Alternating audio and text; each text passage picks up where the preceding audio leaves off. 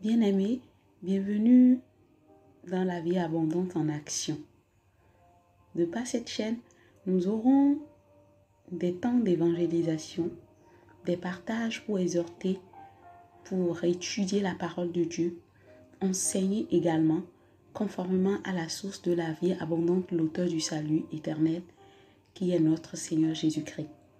Nous aurons aussi des temps de prière, selon que le Saint-Esprit nous orientera par sa grâce, pour les personnes en détresse, les affligés, les malheureux, les couples, les familles, les peuples, les nations, etc. Je vous prie de bien vouloir vous disposer afin de participer pleinement à la vie abondante pour également en jouir convenablement.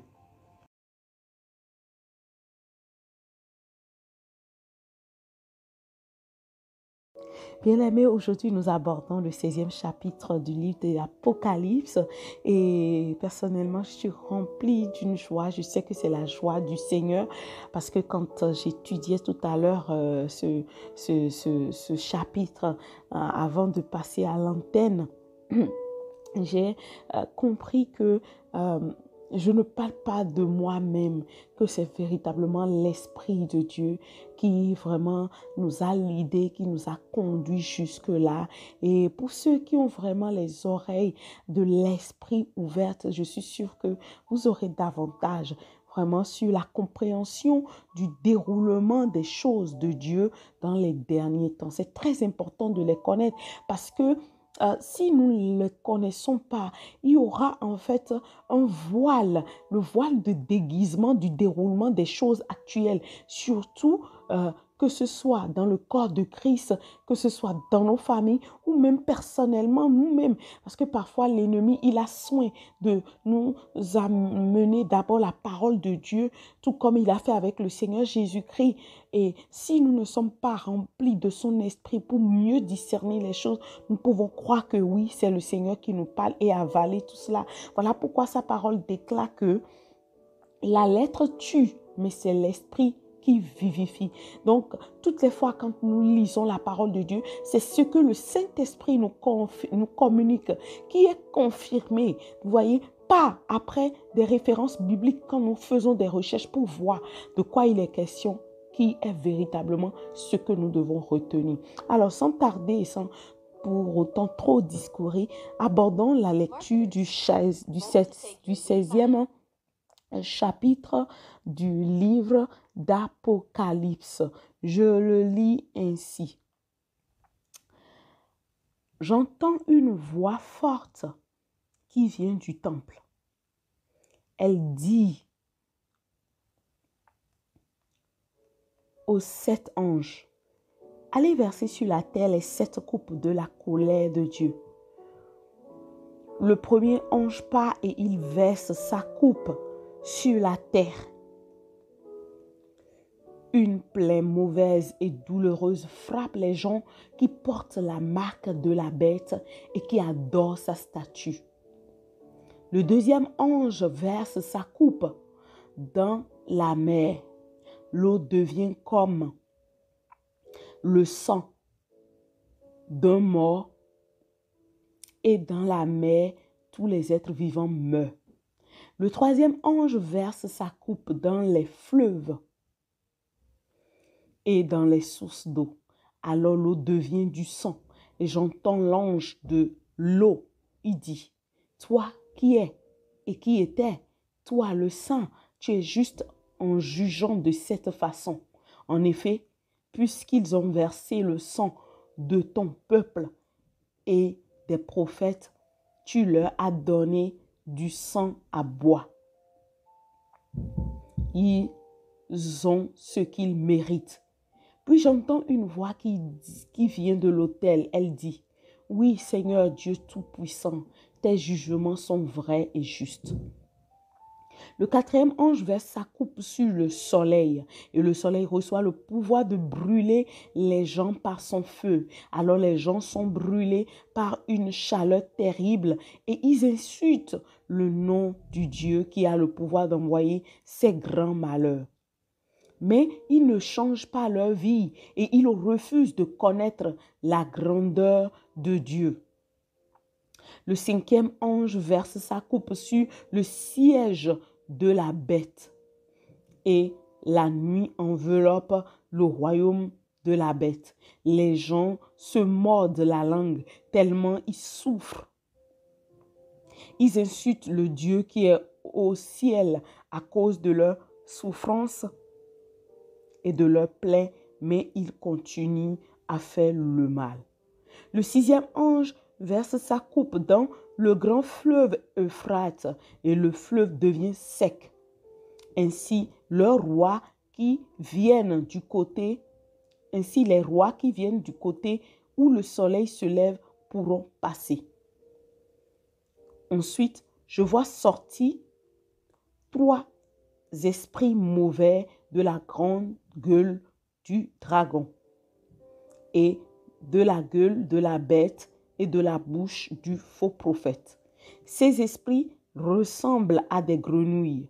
Ce sont des esprits envoyés par Satan qui font des choses extraordinaires. Ils vont trouver les rois du monde entier. Ils veulent les réunir pour le combat du grand jour du Dieu Tout-Puissant. Le Seigneur dit, voilà, je viens comme un voleur. Il est heureux, celui qui ne s'endort pas et qui garde ses vêtements à côté de lui. Ainsi, il ne marchera pas nu et il n'aura pas honte quand les gens le verront. Les esprits mauvais réunissent les rois à un seul endroit. En hébreu, on appelle cet endroit Armageddon. Le septième ange verse sa coupe dans l'air. Une voix forte sort du temple. Elle vient du siège de Dieu et dit, maintenant c'est fait. Alors il y a des éclairs, des bruits, des coups de tonnerre et un tremblement de terre très violent. Depuis qu'il y a des êtres humains sur la terre, on n'a jamais vu un tremblement de terre comme celui-là. La grande ville se fend en 3 parties et les villes de tous les pays s'écroulent. Dieu se souvient de la grande ville de Babylone. Il lui donne à boire une coupe pleine de vin de sa terrible colère. Toutes les îles disparaissent et on ne trouve plus les montagnes. Des gros blocs de la grâce tombent du ciel sur les gens. Les gens insultent Dieu à cause du grand malheur de cette pluie de glace. En effet, ce malheur est vraiment terrible. Amen. Amen. Et nous pouvons en fait subdiviser ce 16e chapitre en 3 parties. La première partie, je pourrais l'introduire la période révélatrice de la colère partielle de Dieu. Pourquoi la colère partielle de Dieu? Alors, quand je dis partielle, ça ne veut pas dire que pour un temps. Non, c'est pour dire ça ciblera certaines entités ou certaines créations, d'accord, qui vont subir un jugement qui fera très mal à l'homme sur la terre et qui même ensuite devra révéler qui sont les vrais fils de Dieu.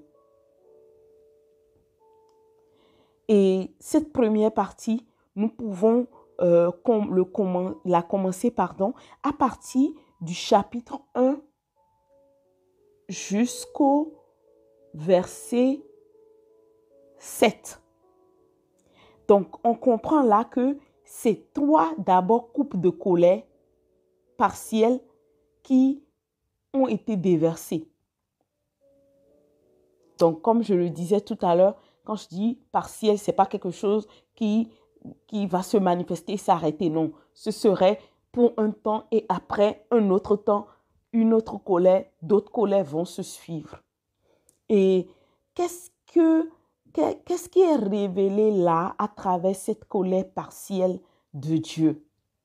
Cette première colère partielle de Dieu après les 7 coups, enfin, après que la fumée de Dieu remplisse le temple de Dieu et que personne ne peut entrer dans le temple jusqu'à la fin des 7 grands malheurs apportés par les 7 anges. Bien-aimés, qu'il vous souvienne que je l'ai déjà toujours dit ici, que l'épouse de Christ sur la terre, d'accord, a aussi son autorité et sa parole à dire dans les choses de Dieu. Ce qui fait en sorte que quand nous prions, nous voyons comment Dieu change les choses. D'ailleurs, lui-même, il a dit, je recherche quelqu'un qui puisse se tenir, d'accord, en faveur de ce pays pour que je ne le détruise pas. Donc, ça veut dire qu'il y a des bien-aimés de Dieu, notamment son épouse, ceux qui sont marqués du sceau, ceux qui sont appelés les mises à part de Dieu, les approuvés de Dieu, les éprouvés et approuvés de Dieu. Et on voit véritablement qu'ils ont en fait une autorité qui peut arrêter certaines décisions, notamment un jugement ou des jugements de Dieu. Mais ici, quand nous voyons la fin du chapitre 15, on voit à partir du dernier verset qui est 8 verset qui dit « Une fumée remplit le temple à cause de la gloire de Dieu et de sa puissance. Personne ne peut entrer dans le temple jusqu'à la fin des 7 grands malheurs apportés par les 7 anges. » Bien-aimés, posons-nous la question de savoir pourquoi personne ne peut entrer dans le temple.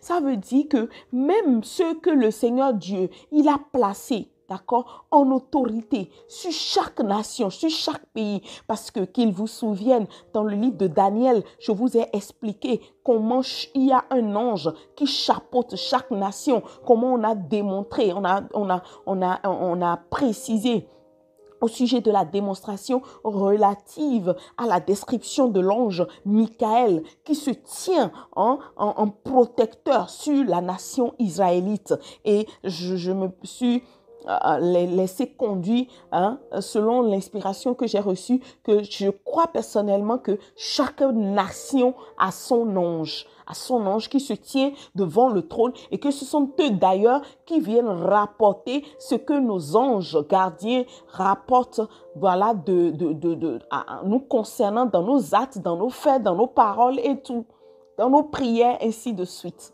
Alléluia.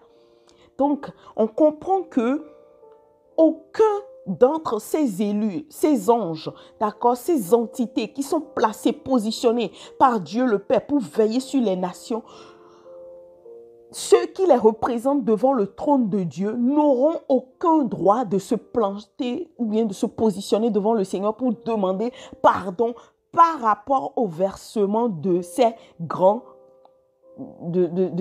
malheurs qui veut dire les 7 coupes de la colère de Dieu. Ce qui veut dire qu'à ce moment-là, ce qui déclenchera cette colère partielle, première colère partielle de Dieu, ça démontre que on aurait tellement déjà poussé Dieu à bout. On aurait tellement déjà poussé Dieu à bout au point où il va décider de ne plus rien entendre. Et qu'est-ce qui serait à la base de cela?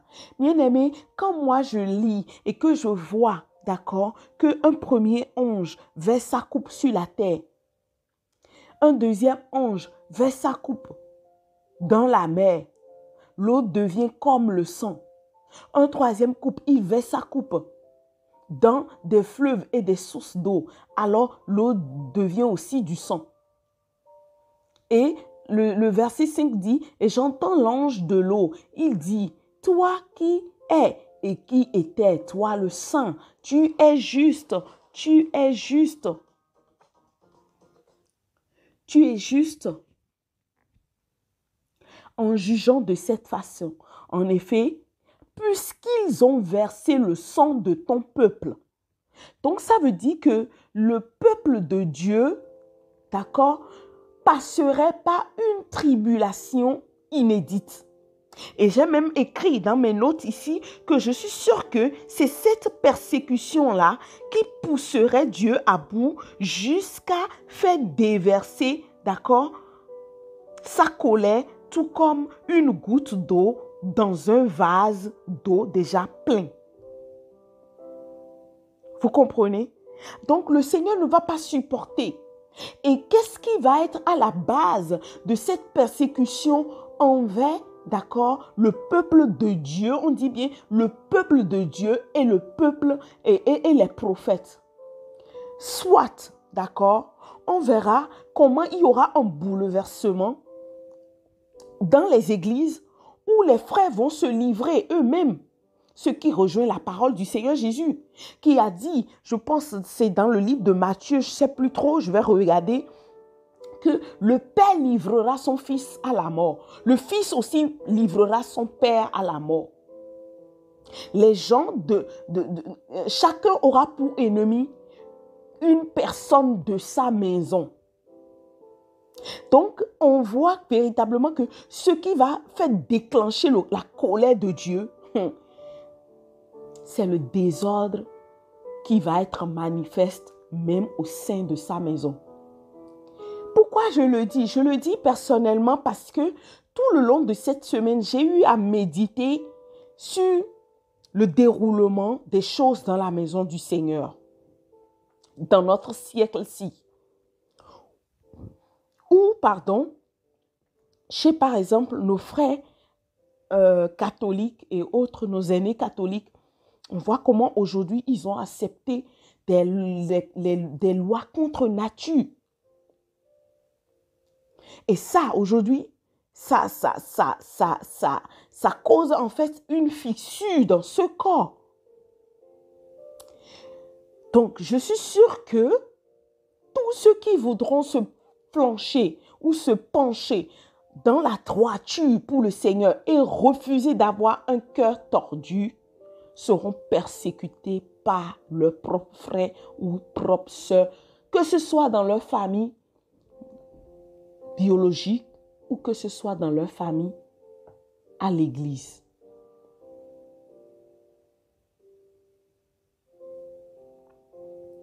Voilà pourquoi aucune intercession ni aucun allié de Dieu sur terre comme dans le ciel ne sera en mesure, d'accord, de détourner la colère de Dieu sur la terre jusqu'à son accomplissement total. Et ça fait monter en plus encore une référence dans mon cœur où il a dit, quand Jean-Baptiste devait venir, il a dit, Jean-Baptiste, qu'est-ce qu'il fera? Il viendra ramener le cœur des pères vers les enfants et le cœur des enfants vers les pères, de peur que l'Éternel Dieu ne frappe le pays d'interdit. Donc, ça veut dire que ceux qui ont l'esprit de Jean-Baptiste ou d'Élie, un esprit de la réconciliation en vérité, n'auront même pas la capacité de faire entendre la voix logique, véritable. Quand je dis voix, c'est voice in English, voice, de Dieu au sein des communautés, au sein des familles. C'est sûr, on voudra les lapider, on voudra les tuer, on dira qu'ils se sont levés contre une autorité. Ils n'ont pas fait comme ci, ils n'ont pas fait comme ça. Et au finish, ça finira par déclencher la colère de Dieu sur la terre. Rappelez-vous précisément que j'ai eu aussi à dire dans les autres précédents échanges, partages, que personne ne sait véritablement quand le Seigneur Jésus va venir, quand Dieu va décider les choses, parce que la roue tourne. Du coup, à chaque moment, il nous donne l'opportunité que la roue se mette à tourner. Mais pour autant, à un moment donné, il finira par mettre un stop à cela. Et à partir du verset 8, d'accord, jusqu'au verset 16, que je vais nommer la deuxième colère partielle de Dieu. Je dis bien colère partielle parce que quand je dis colère partielle, ce n'est pas quelque chose qui commence, qui s'arrête définitivement. Non, ça s'arrête pour un temps et après ça s'enchaîne encore. On voit que là, cette partie-là exposera véritablement qui sont véritablement les enfants de Dieu. Parce que quand nous le lisons et que nous voyons que le quatrième ange, il sonne sa trompette et il verse sa coupe. Et le soleil reçoit le pouvoir de brûler des gens par son feu. Donc ça veut dire que le soleil va se mettre à pleuvoir comme une pluie de feu. Et les gens seront brûlés par la chaleur terrible. Et ils vont insulter Dieu. Le cinquième ange, ils vont insulter Dieu sans pour autant changer de leur manière de faire. Et le cinquième ange, lui aussi, il va verser sa coupe. Et cette fois-ci, ce serait sur le siège de la bête. Je me pose la question de savoir où serait le siège. Bien évidemment, ça doit être à Babylone. Et quel est le lieu qu'on peut décrire en tant que Babylone aujourd'hui? Est-ce que c'est l'Occident? Est-ce que c'est l'Orient? Je ne saurais le dire. Parce que quiconque voudra indexer l'Occident, la personne, si elle est bien renseignée et étudie bien les choses, la personne dira, même aussi en Orient, là, il y en a pire. Parce que même qui est Tel Aviv, là, qui est la capitale du peuple de notre Seigneur, c'est le lieu où il y a plus d'homosexuels sur terre que nulle part. Je ferme cette parenthèse. Donc, on ne sait véritablement pas, mais Dieu le sait.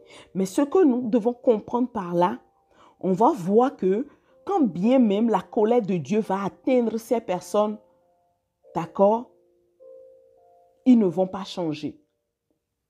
Et même bien avant ça, je me pose la question de savoir que si le corps de Christ est sur terre, est-ce que Dieu ne permettrait point qu'elle soit vraiment éprouvée au point d'examiner les tréfonds de son cœur?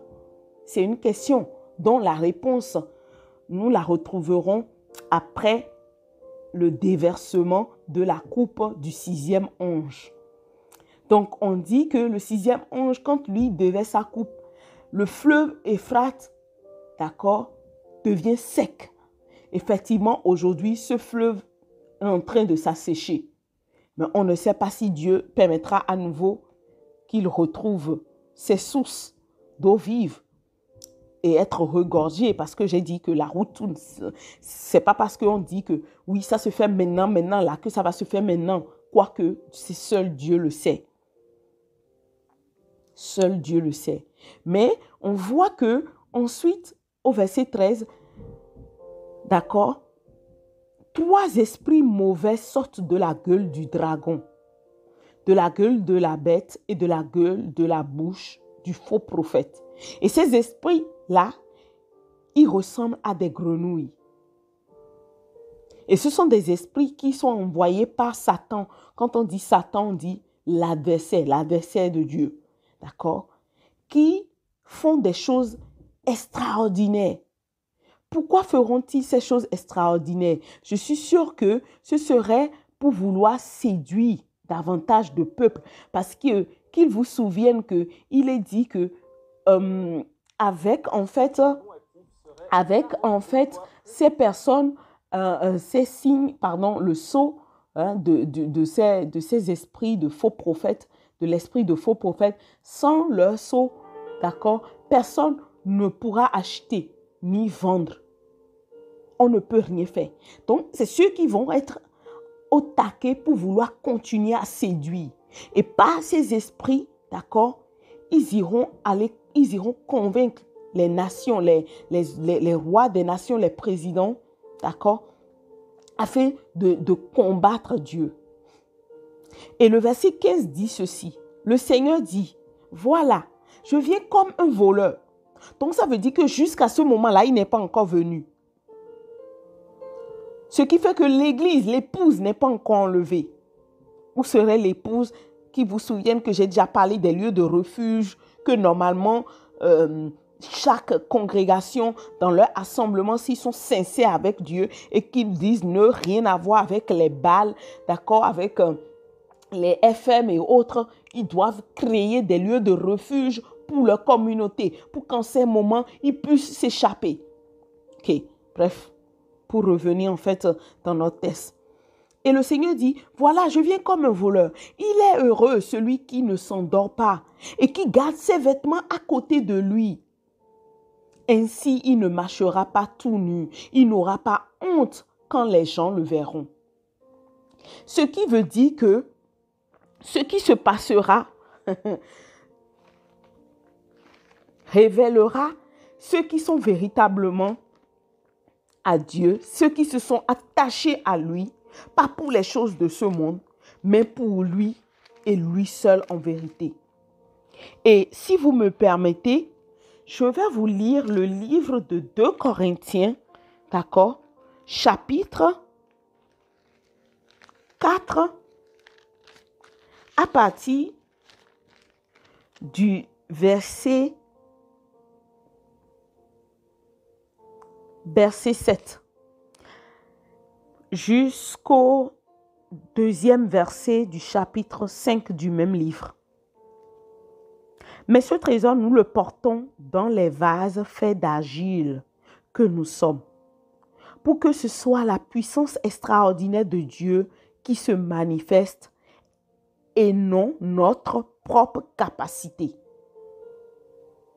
Je veux ainsi m'arrêter là pour dire que toutes les fois quand nous mettons en œuvre une chose pour le Seigneur par notre propre capacité, cela expose en fait notre nudité. Ce n'est pas moi qui le dis, c'est la parole de Dieu qui le dit. Ainsi, nous sommes accablés par toutes sortes de détresse et cependant jamais écrasés. Donc, ce que nous faisons de la part de l'Esprit de Dieu, oui, des épreuves peuvent venir, des difficultés peuvent venir, tout comme l'apôtre Paul avait reçu, d'accord, de la vision du jeune Macédonien qui le suppliait de passer par la Macédoine, ou finalement, alors que lui devait aller ailleurs, et qu'il a obéi à la vision de Dieu, et qu'il est parti, et qu'il a été lapidé, presque laissé pour mort. Mais dans ça, le Seigneur dit, dans cette détresse-là, on ne sera jamais écrasé. Nous sommes désemparés, mais non désespérés, pardon. Persécutés, mais non abandonnés.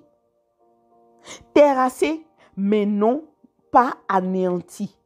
Vous voyez? Donc, ça veut dire que ce que nous faisons pour nos propres œuvres, le Seigneur va permettre à ce que l'ennemi vienne pour voir de quoi nous sommes capables. Si ces œuvres, elles sont conduites par le Seigneur, nous tiendrons. Mais si elles ne sont pas conduites par le Seigneur, notre fin ne sera que confusion et honte. Et c'est de ça, il est question dans ce verset 15. Et je le laisse vraiment à votre guise pour que vous le lisez parce que le temps est en train de passer. Et je laisse même le verset 12 qui dit « Ainsi la mort fait son œuvre en nous et la vie en vous. Nous sommes animés de ce même esprit de foi dont il est question dans cette parole de l'Écriture. J'ai cru, voilà pourquoi j'ai parlé. » Nous aussi, nous croyons et c'est pour cela que nous parlons. Nous savons en effet que Dieu qui a ressuscité le Seigneur Jésus nous ressuscitera aussi avec Jésus et nous fera paraître avec vous en sa présence. Et quand nous sautons un peu, parce que je vous laisse vous-même le lire, nous sautons pour venir au verset 5, nous lisons ceci. Le premier verset dit ceci. Nous le savons en effet, si notre corps, cette tente que nous habitons sur terre, d'accord, vient à être détruit, nous avons au ciel une maison que Dieu nous a préparée. Alléluia. Une habitation éternelle qui n'est pas l'œuvre de l'homme. Car dans cette tente, nous gémissons parce que nous attendons avec un ardent désir de revêtir par-dessus ce corps notre domicile qui est de nature céleste, si bien sûr cela se produit tant que nous sommes encore vêtus de notre corps et non quand la mort nous en aura dépouillés.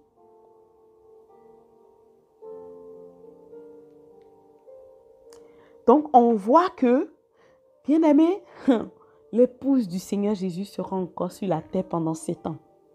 Certainement, beaucoup vont mourir. Et j'ai déjà dit, tous ceux qui mourront dans ce lot-là pour la persécution, tous, ils rejoignent. Ce n'est pas moi qui le dis, c'est l'Esprit de Dieu qui m'a donné cette révélation. Ils vont rejoindre les 144 000. Ils feront partie, des 144 000. Ils feront partie des 144 000. Et ouais. Et au cours de la séduction, je suis sûre que ceux qui resteront sur terre, il y en auront qui vont rejoindre aussi le peuple, la masse qui voudra combattre Dieu, malheureusement. Et on vient à la 3e partie, d'accord, qui est en fait toujours la 3e colère partielle de Dieu, d'accord, et quand on le lit, on voit en fait que cela n'épargnera pas les nations. On dit que le tremblement de terre qu'il y aura suite au déversement de cette coupe, d'accord, n'a jamais eu lieu depuis que l'être humain a commencé par exister sur la terre. Donc ça veut dire que tous les pays s'écroulent. Et bien évidemment, tous les pays vont s'écrouler parce que ce n'est pas la volonté parfaite de Dieu. Ce ne sont pas les constructions selon la volonté parfaite de Dieu. La Bible dit, Dieu se souvint de la grande ville de Babylone. Il lui donne à boire une coupe pleine de vin de sa terrible colère. Toutes les îles disparaissent et on ne trouve plus les montagnes. Donc, le Seigneur vraiment va faire son œuvre dans sa colère pour nettoyer la terre. Il va nettoyer la terre. Et il restera encore un peu de personnes qui, malgré ça, ne vont pas toujours changer, qui continueront à insulter Dieu. Bien aimé, je veux m'arrêter ici, je veux prier. Tendre Père, dans le nom de Jésus, nous lisons le chapitre 16 du livre d'Apocalypse et nous voyons que tu n'es pas un Dieu qui t'amuse, tu n'es pas un Dieu de la légèreté. Parfois, nous les hommes, nous sommes légers dans nos paroles, mais nous savons que toi, ce n'est pas ton cas. Et vraiment, je veux prier parce que ce n'est pas une persécution que déclenchera ta colère. Seigneur, je prie dans le nom de Jésus-Christ que peut-être nous, notre génération sera encore sur la terre. Je prie vraiment pour le corps de Christ surtout, afin que tu gardes la majorité de toute forme de compromis dans le nom de Jésus-Christ. C'est vrai, oui, ceux qui sont en fait les filles, les fils ou les filles de la femme de Mont Sinaï, voilà, vont se lever contre les enfants de la femme du Jérusalem d'en haut. Alors, Seigneur, dans tout cette difficulté, garde les tiens, garde tes élus, garde ceux que tu as choisis, pour toi, par toi, pour ta gloire, et préserve-les dans le nom de Jésus, de te renier, préserve-les de se détourner de toi, préserve-les de se joindre, Seigneur, à la masse pour t'insulter ou pour choisir de faire comme ils veulent, selon qu'ils le veulent, dans le nom de Jésus-Christ. Aide-nous vraiment à veiller sur nous-mêmes. Aide-nous à garder nos vêtements près de nous afin que notre nudité ne soit point exposée dans le nom de Jésus. Seigneur, il est dit que quand tu étais arrêté dans le livre de Marc, il y avait un jeune homme qui t'a suivi et il n'avait qu'un drap sur son corps et on voulait aussi l'attraper et il a fui en laissant le drap dans la main de ceux qui étaient les bourreaux qui t'ont arrêté. Cela parle profondément. Je prie afin que tu nous préserves de la légèreté. Préserve-nous de la légèreté, des choix, des décisions qui vont exposer nos nudités pendant les temps difficiles, pendant les temps de ton jugement dans le nom puissant de Jésus. Aide-nous à nous établir en toi, à demeurer en toi, à nous livrer à toi. Qu'importe les difficultés que cela peut susciter pour nous ou que cela peuvent révéler plus tard. Aide-nous à nous abandonner à toi. Merci de ce que tu soutiens ton peuple. Tu nous soutiens, tu nous gardes dans ta main et tu nous préserves. Au nom suprême de Christ Jésus, je viens de prier. Amen. Amen. Bien-aimés, si vous m'écoutez, vous allez voir que à chaque déversement de la coupe de colère de Dieu par un ange, on dit que les hommes, ils continuent d'insulter Dieu. Ils ne se sont pas repentis. Donc, Dieu aurait espéré, d'accord, la repentance de l'œuvre de sa main à travers même sa colère sans pour autant l'obtenir. Et peut-être que vous entendez ma voix et que vous n'êtes pas encore dans le Seigneur ou que vous êtes déjà un pied dedans, un pied dehors, je l'ai dit la fois dernière. Cela ne peut pas vous sauver entièrement dans le Seigneur Jésus-Christ. Cela ne nous épargne pas des difficultés. Pour autant, ça nous donne, d'accord, d'avoir notre nom inscrit dans le livre de vie. Et peut-être vous êtes en train de dire, ah oui, si les hommes d'un jour à l'autre auront l'audace de se lever contre Dieu, j'aimerais bien vivre en cette époque aussi pour pouvoir voir comment ça va se passer. Et je vais vous dire, oh, ce ne serait pas beau à voir. Voilà pourquoi je vous en prie, je vous en supplie, je vous suggère de donner votre cœur à Jésus. Oui, donnez votre cœur à Jésus parce que vous allez voir en donnant votre cœur à Jésus que ce n'est pas du tout une bonne chose, que ceux qui vont se comporter ainsi, ces nations, ils vont se laisser séduire par Satan et ce ne serait que une ruine et une destruction éternelle pour leur cause. Alors Dieu ne veut pas que vous soyez dans la confusion éternelle. Il ne veut pas que la ruine ou la honte éternelle soit votre portion. La Bible dit que car Dieu, il a tant aimé le monde entier qu'il a donné son Fils unique, Jésus, afin que quiconque croit en lui ne périsse point, mais qu'il ait la vie éternelle. Le quiconque, c'est le pire mauvais, c'est le méchant, c'est le sorcier, c'est l'hypocrite, c'est le jaloux, c'est l'envieux, c'est le voleur, c'est le menteur. Et si vous voyez de ces rangs, ou peut-être tueurs, ou méchants, ou sorciers et autres, sachez que Dieu vous appelle. Il vous appelle encore. Il vous appelle, venez à lui, tournez-vous vers lui. Peut-être que vous êtes encore dans le Seigneur avec ses vices. Sachez que l'Esprit de Dieu est en train de dire, bien-aimé, tu peux crier à moi pour en être libéré. Peut-être c'est la masturbation, d'accord, de façon à outrance, de façon déplorable, d'accord, ou suscitant de dédain, ou peut-être autre chose, qu'importe. Sachez que la puissance de Dieu est capable de vous libérer de ces vices du jour au lendemain et vous allez en perdre le goût pour être envahi de l'amour de Dieu. Et c'est ce pourquoi le Seigneur Jésus n'est pas encore revenu jusque-là. Parce que s'il revenait dans votre état dans lequel vous êtes passible, d'accord, d'éternel échec. Et ce n'est pas sa volonté parfaite pour vous. Voilà pourquoi, alors que vous entendez ma voix, ce n'est pas encore trop tard pour vous. Et si véritablement vous êtes, vous retrouvez dans ce que je suis en train de dire de la part de l'Esprit, disposez-vous, nous allons prier.